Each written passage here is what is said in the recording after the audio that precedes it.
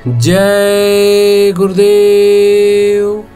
एक बार स्वामी जी महाराज ने सत्संग सुनाते हुए कहा, जब महापुरुष आते हैं तो वो निचोड़ आपके सामने रख देते हैं कि जब तक आपको पूरे महात्मा नहीं मिलेंगे और आप उनसे प्रेम नहीं करोगे और वह तुमको नहीं चाहेंगे, तब तक आपका कोई काम नहीं होगा, किसी तरह का कोई कल्याण नहीं हो सकता।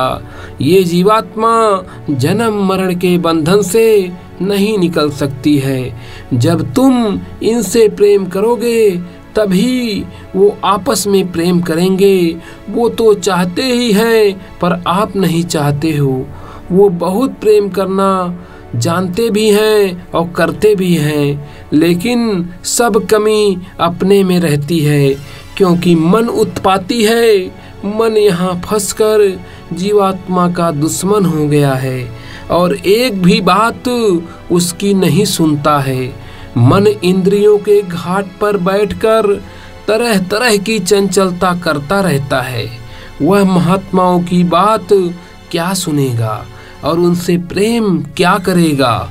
वह तो दुनिया के खेल से प्रेम करता है। आप में सब कमी सत्संग न मिलने के कारण होती है।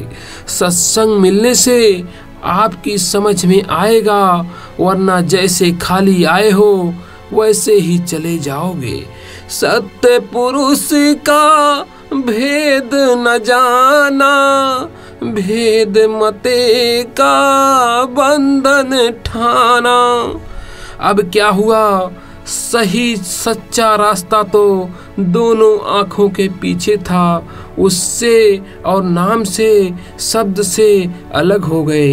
रास्ता गए भूल, अब प्रमाण यह देते रहे कि हम तो वेदों को मानते हैं। तुमने झूठ मूठ के बंधन बना लिए कि हम मूर्ति की पूजा को नहीं मानते, तो कोई किसी को और कोई किसी को नहीं मानता। ये धोखे का बंधन है। इसी में फंसकर सत्य पुरुष का रास्ता भूल गए। यह जानते नहीं हो कि हम किस रास्ते से आए थे और किस रास्ते वापस घर जाएंगे। जब जीव को कुछ नहीं मिला तो उसे कहीं तो फंसना ही था। कोई कहता है हम इसको मानते हैं, जब उससे कुछ नहीं मिला तो उसको छोड़ दिया और किसी और को मानने लगे। इसी तरह कितनों को छोड़ दिया और कितनों को ही मानने लगे, पर माना किसी को नहीं। झूठा दिखावे का तुम्हारा यह लगाव था, तुम इनमें आकर फंस गए। अब महात्मा महापुरुष समझाते हैं, उनकी बातें नहीं मानते हो। कहते हो कि हम तो वेद शास्त्र को मानते हैं। संत मता इन्हें रह दूर, यह क्यों जाने वह पद मूर। कहते हैं कि मत रास्ते को कहते हैं, तो संत मत जिस रास्ते से उतारे गए हैं, मत कोई जमात नहीं है। आदमियों की अब मूल पद को छोड़ दिया, जहाँ से आए थे यहाँ आकर अब फंस गए। अंधेरे में फंस गए, उसको कौन कैसे जानोगे? तुम जहाँ से आए हो वह मूल असली देश है, वह स्थायी अचल है, उसका कभी नाश नहीं होता। और संत भी इसी जगह के रहने वाले हैं। अब तो तुमको यहाँ मिले जो अपने देश आते जाते हैं, तुमको उनका संगत मिल जाए, तब वह भेद और रास्ता देंगे। सत्य धाम धुन अब कहूँ खोली, बीन बांसुरी धुन जहाँ बोली। कहते हैं कि सुर तो अब मैं अपने घर की देश की बात खोलता हूँ। वहाँ सत्य नाम की धुनी बीन और बांसुरी अखंड बज रही है। उनकी बोली आवाज वहाँ समूचे लोक में यह धुन हो रही है। इसको संतों ने आकर खोला और जीवों को वहां ले चले गए। सुरतों ने रास्ता ले लिया और जाग गई, उनसे प्रेम करके उस रास्ते पर चल पड़ी। फिर उनकी बात को मानने लगी तो भक्ति होने लगी, आज्ञा का पालन होने लगा। इसी से तो सफाई होने लगती है। इसी में पाप और पुण्य दया करके साफ कर देते हैं। जब इसका घाट साफ होने लगता है तो आवाजें आने लगती हैं। काल नगर जहाँ अनहद बाजा, बाई दिशा यह धुन साजा। कहते हैं कि काल नगर में अनहद बाजा है। जब आँख खुलेगी, कान खुलेंगे, तब दिखाई सुनाई देगा। जब तक तुम प्रकाश में जाओगे तो शब्द सुनाई देने लगेगा। घाट पर बैठते हैं तो अनहद बाजे पहले साफ सुनाई देते हैं। शब्द समझ में नहीं आता है तो पहले इन्हीं को सुन लो, इसको साफ सफाई हो जाएगी। इन्हीं आवाज़ों से गंदगी साफ होती है। फिर इसी में तुम गौर से सुनो तो घंटा शंख घनघोर बज रहा है। यह तीनों लोकों में बज रहा है। यह स्वर्ग, वैकुंठ और सूक्ष्म लोक तीनों लोकों में हो रहा है, पर तुमको भेद नहीं मालूम है। तुम्हारे आँख कान बंद हैं, अंतःकरण गंदा है, मन बुद्धि चित्त गंदे हैं, इसलिए तुम उन आवाज़ों को नहीं सुन पा रहे हो। संतन की धुन इनसे न्यारी, पावेगा कोई चढ़ पदचारी। कहते हैं कि संतों की जो धुन है ऊपर ले जाने की है, वह इससे अलग है। वो आपको स्थान स्थान की धुन सुनाएंगे, परिचय कराएंगे, तब आप उधर चढ़ चलोगे। उन्होंने सीढ़ी बना रखी है। जब घंटे शंख की आवाज़ को पकड़ो तो सहस्र दल कमल पहुँचो, वहाँ 3 लोक के मालिक का दर्शन करो। ब्रह्मा, पार ब्रह्मा की आवाज़ आ रही है, बादलों की गर्जन और मृदंग की आवाज़ आ रही है। जब बाजे बजते हैं तो घाट पर सुनाई देता है। सूरत वहाँ पहुँचती है तो ब्रह्मा का साक्षात्कार, इसके ऊपर से पार ब्रह्मा की आवाज़ आ रही है। जब उसको पकड़ोगे तो वहीं पहुँचोगे जहाँ से वह बाजा बज रहा है।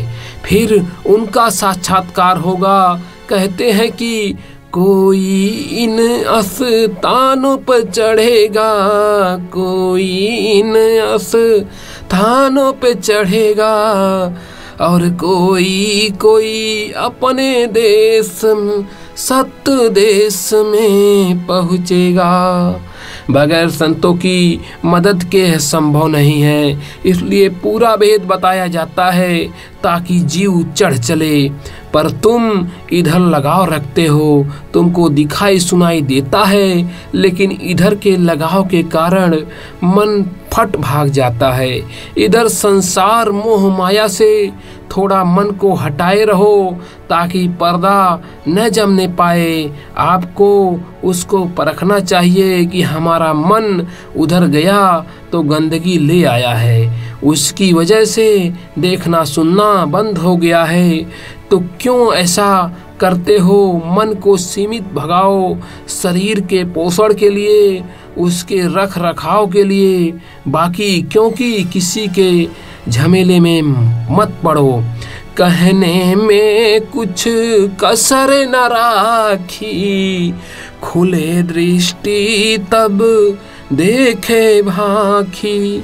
जब जब महात्मा आए तब कहते हैं कि देखो, हम कहने में कोई कमी नहीं रखते हैं, लेकिन यह चाहते हैं कि दरवाजे पर बैठकर तुम अपने कान आँख खोलें और देखो, सुनो तो तुमको सब कुछ समझ में आ जाए, पर तुम दरवाजे पर बैठते ही नहीं हो।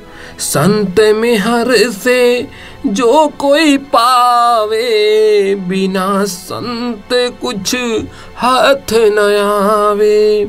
अब बिल्कुल साफ साफ कहते हैं कि संतों की दया से ही कोई कोई जीव उसको पा जाएगा, और जब तक उनकी दया मेहर नहीं होगी किसी को कुछ नहीं मिलेगा।